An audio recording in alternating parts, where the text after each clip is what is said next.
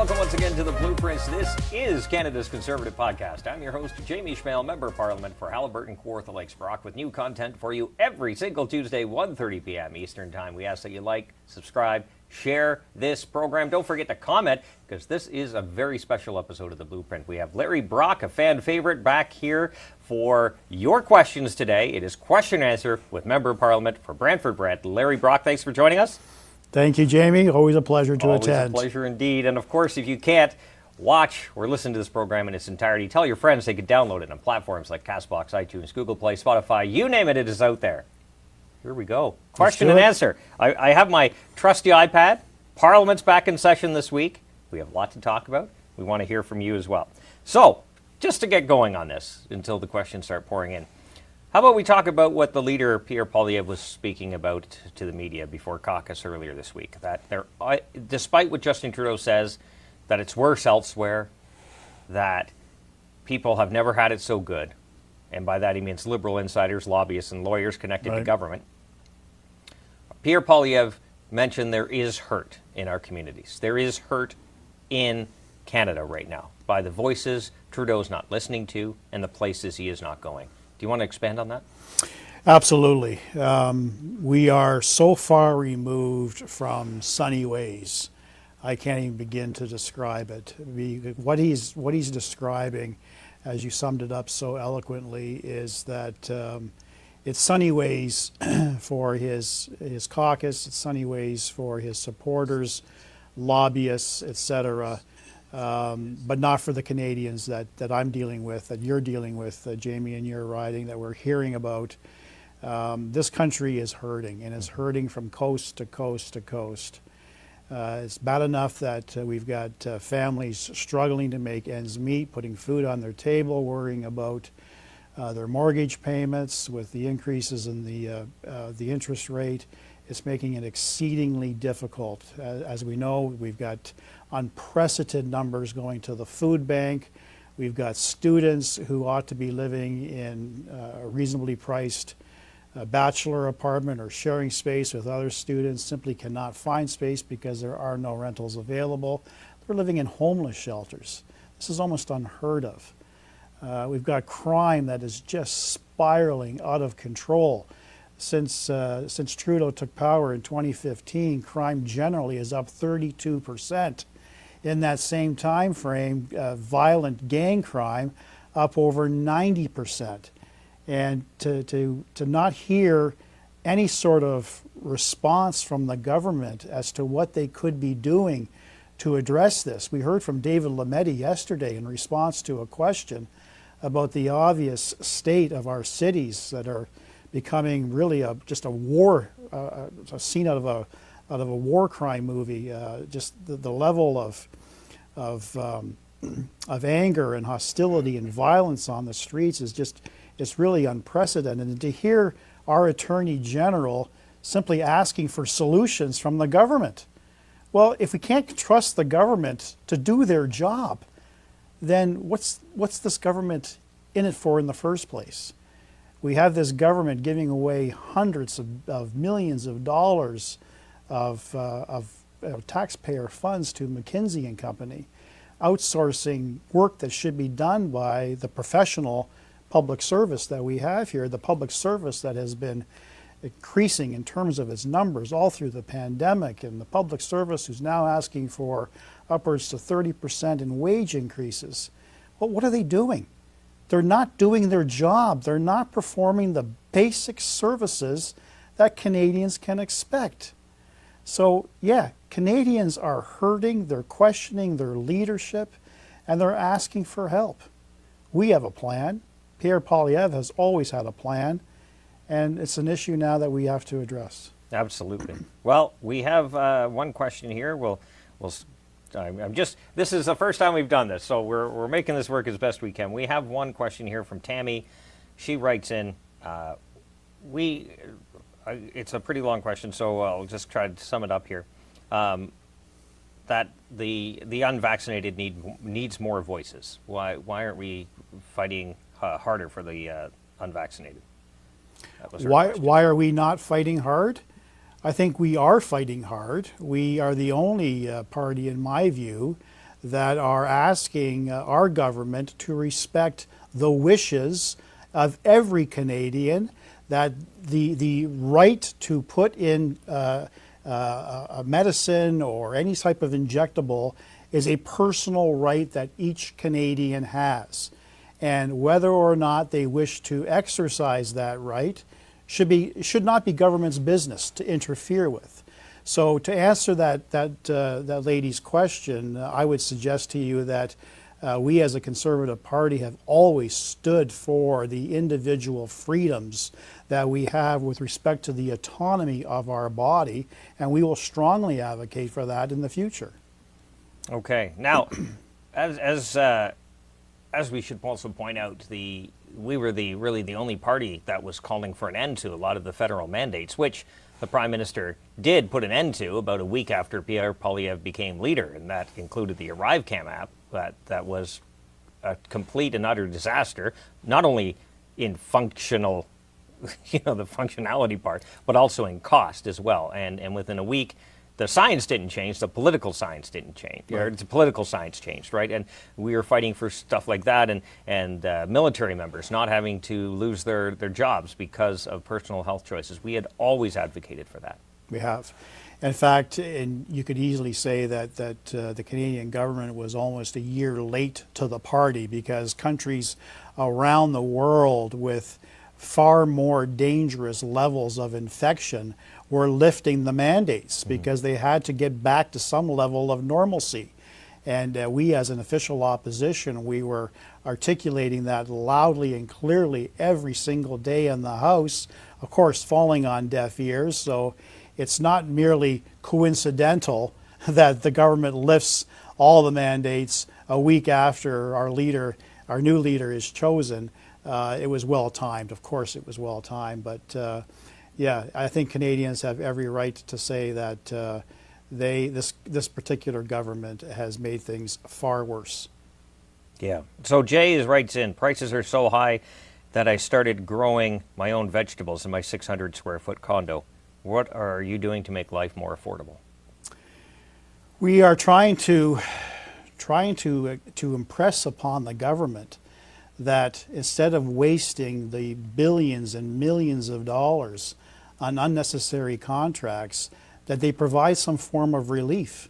I know that the NDP have been screaming rather loudly that it's really the manufacturers and the grocery chains that are gouging the cost of essential food products to the Canadian public. I think that there could be some truth in that, but there's still a lot of things that the federal government could be doing in terms of offsetting the inflationary increases in these prices. So we will continue to push the government to look at innovative ways, maybe even tax breaks, temporary tax breaks, to ensure that the Canadians can be fed and aren't relying upon food banks, which unfortunately is the reality today. Yeah, we could also stop making it harder for farmers to do their job. That's correct. Why, one way to bring down prices is to add supply. Right. Right? That's true from concert tickets to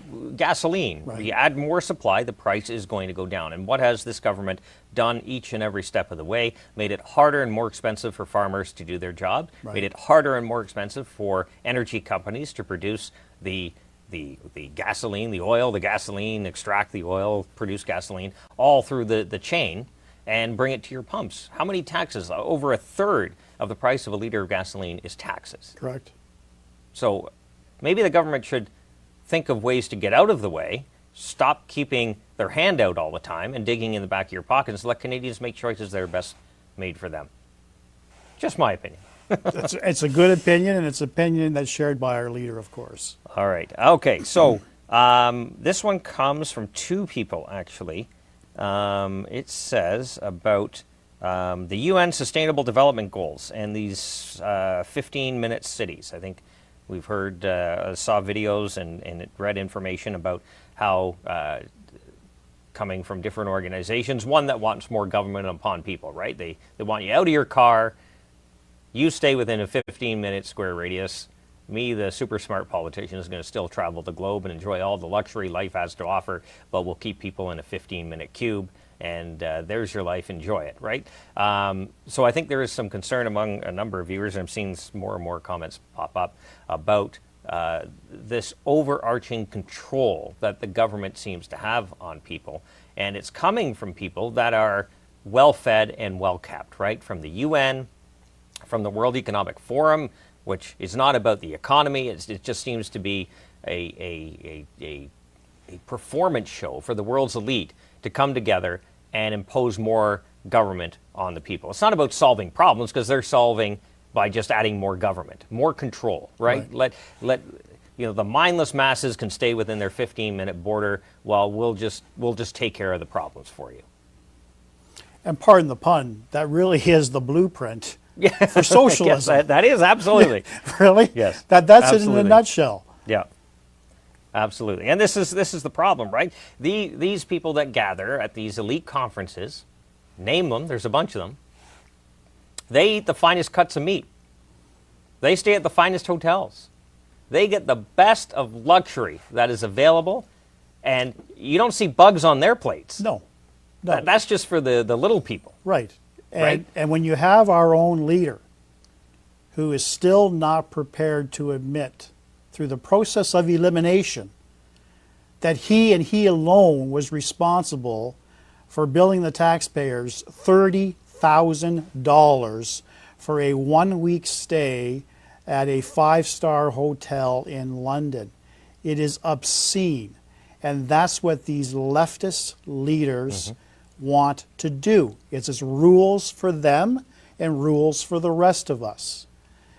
You mentioned the WEF, the once-a-year super elite conference for the super rich. You take a look, I saw pictures, just streams and streams of these extremely multi-billion-dollar jets sitting there, and yet they're screaming and crying about climate change.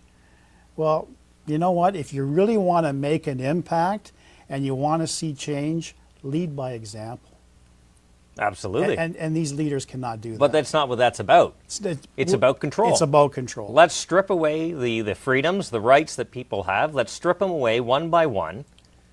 And you'll be better off. The people, will be better off, because we just know best, right? We will control competition with barriers, because we're cuddly with government. We're seeing that already happening. Right. So you won't get any new or better products. You'll take what we give you.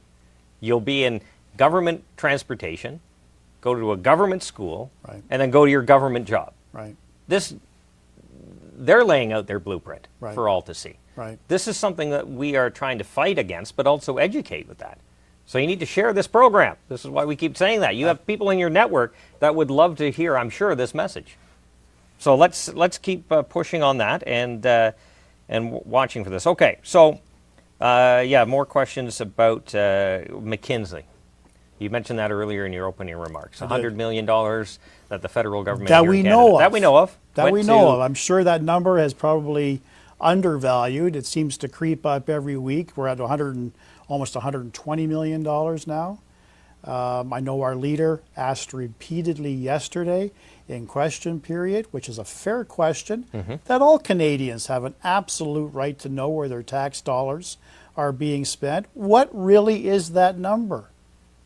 Okay, and of course, Justin Trudeau and the rest of his cabinet members just simply refused to even acknowledge that question was on the table. And they talked about how great it is, again, that that we are working towards. And what's his favorite line about improving the lives of the middle class and those who are trying to achieve that status? Well, what is that yardstick? How do you define the middle class? Because I haven't been able to find it, because those yardsticks keep on moving. At this point right now, I see the liberal elite, and I've got the rest of us struggling to make ends meet, to put food on their table, to pay their bills, to put gas in their tanks to get back and forth from work. This should not be happening in a G7 country. It is in Canada. Absolutely, and this is what we're continue to push on. This is why this is happening. So let's see what else we got here.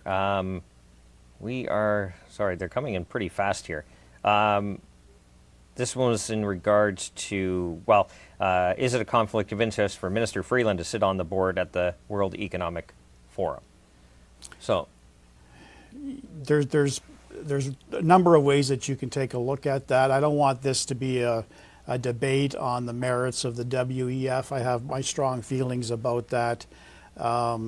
She has been part and parcel of the WEF for a number of years. I know other Liberal members as well have been.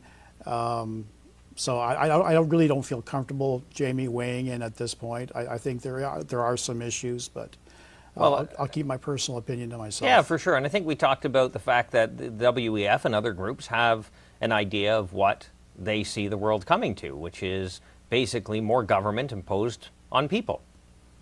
But they don't realize that when the gates close, they'll be on the same side as all the rest of us, right? We'll be all locked inside.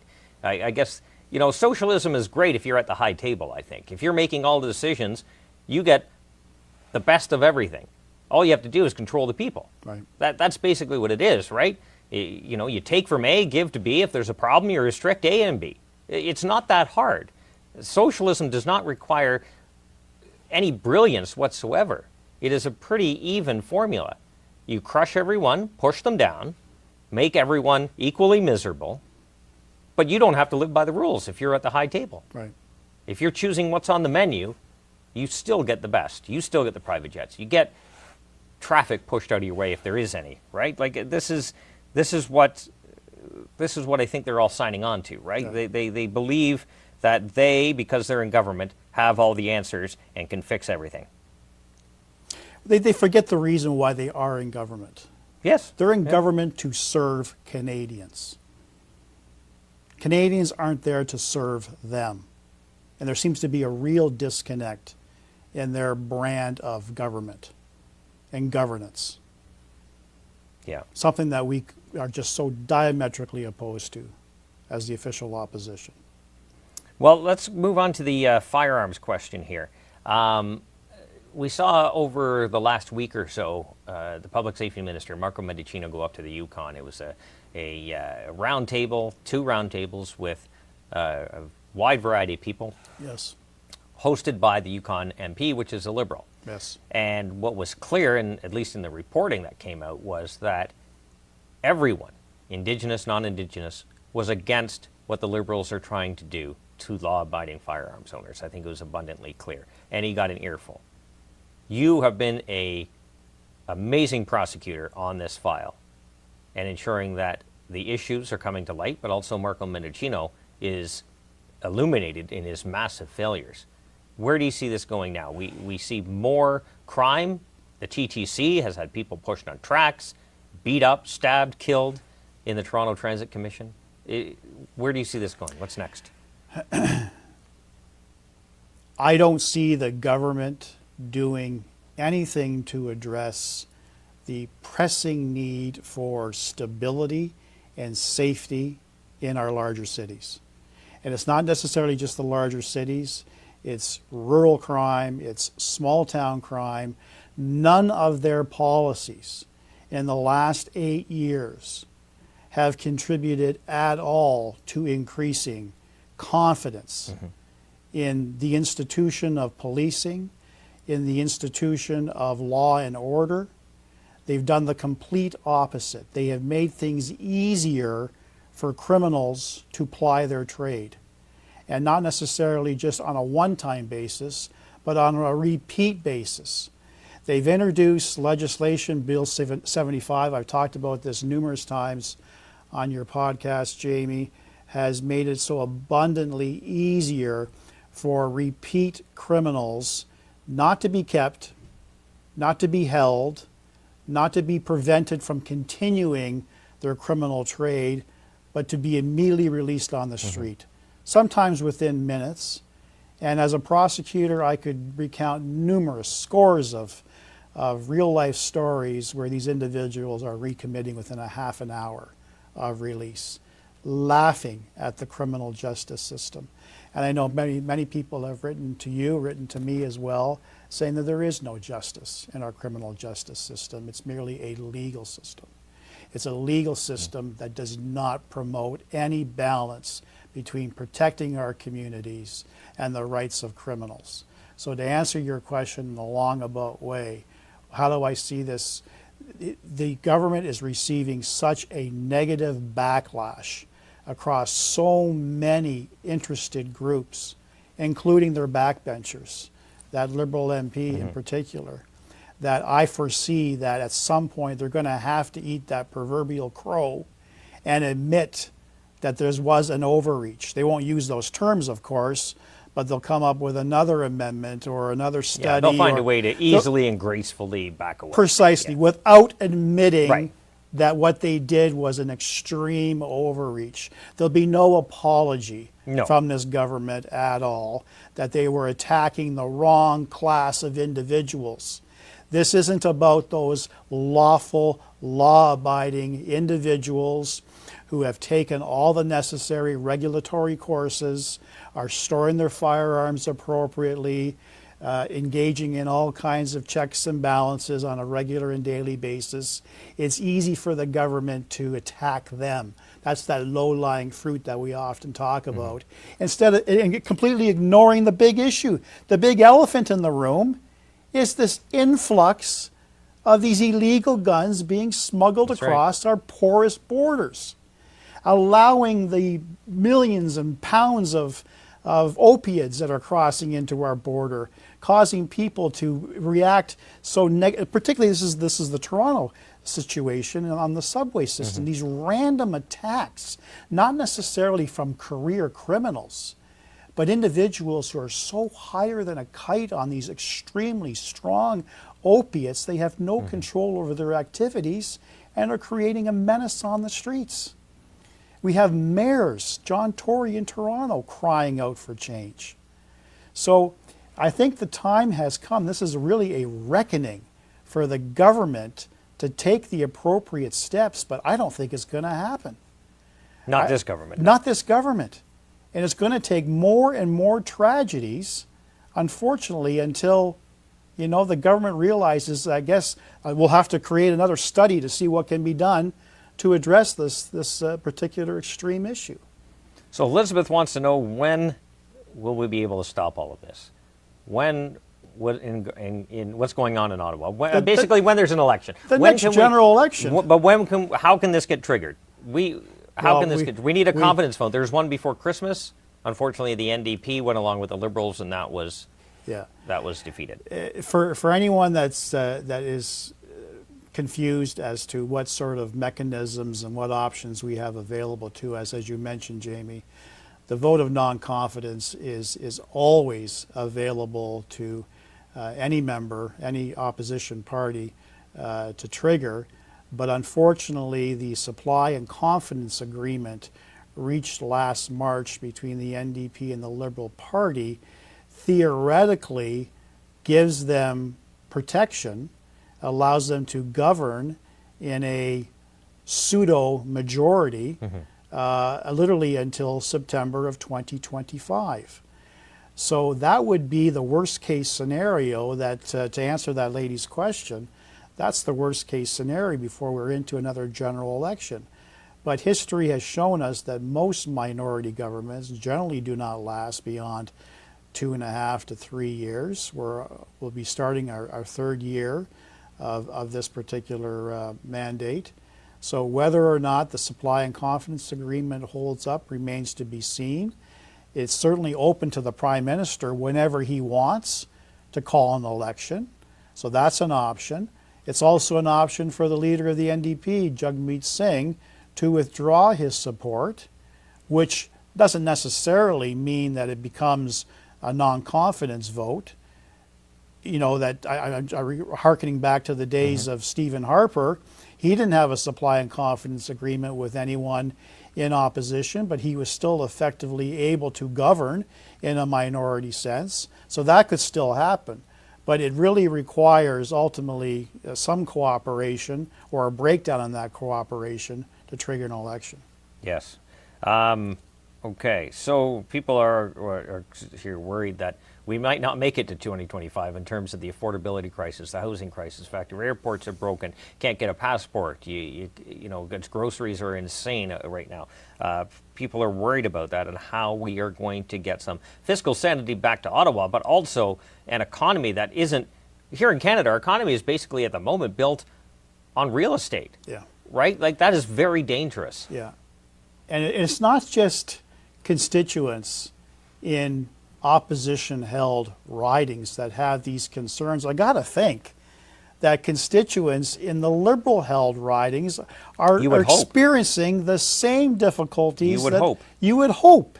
And so to answer that question, my hope is that these constituents are voicing their concerns directly to that minister, directly to the Prime Minister in Montreal, directly to those backbench MPs, crying out for change.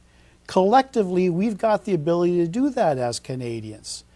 We've been trying to do that on behalf of Canadians as the official opposition, but you know well, Jamie, it goes in one ear and out the other. And we're often accused of extorting all kinds of negative rhetoric, trying to divide Canadians.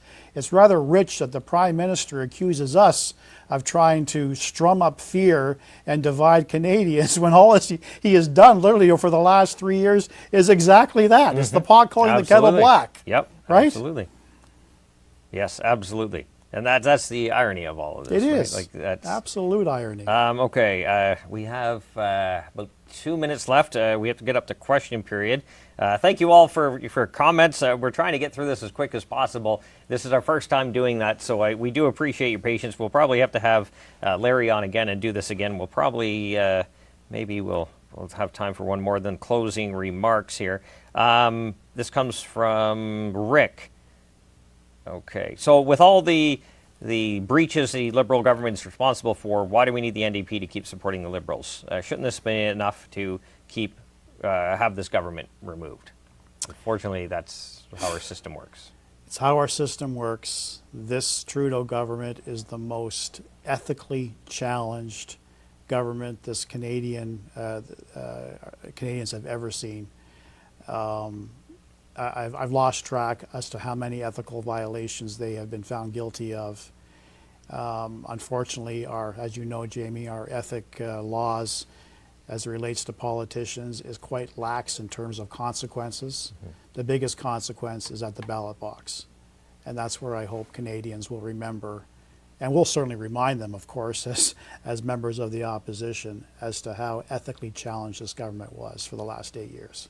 All right, Larry, as you know, last words. It's been a different kind of structure that we've had here today, but any last words before we cut out of here? It's important, Jamie, that you and I as parliamentarians give Canadians this opportunity. I don't think Liberals are doing this. I don't think the government does this. We need to do this. This is our ability to show how open and transparent we intend to be. We are now, but we intend to be as the next government in waiting. So I would encourage more and more people to reach out to not only you and myself, but to other members of Parliament in their ridings, voice their concerns, show their support, follow them, keep on top of things, and we will continue to be your voice for change. All right, Larry Brock, Member of Parliament, Brantford Brant, we appreciate his time. We appreciate your time as well as also your questions. They were absolutely fantastic. We do apologize. We didn't get to all of them. They were coming in fast and furious, but we will have Larry on again and do this again with a better structure here so that we're able to get each and every one of your questions. So please, if you like the program, please like, comment, subscribe, and share this program. We have new content for you every single Tuesday, 1:30 p.m. Eastern Time. Don't forget they're available. Platforms like CastBox, iTunes, Spotify, you name it, it is out there. Until next week, remember, low taxes, less government, more freedom. That's the blueprint.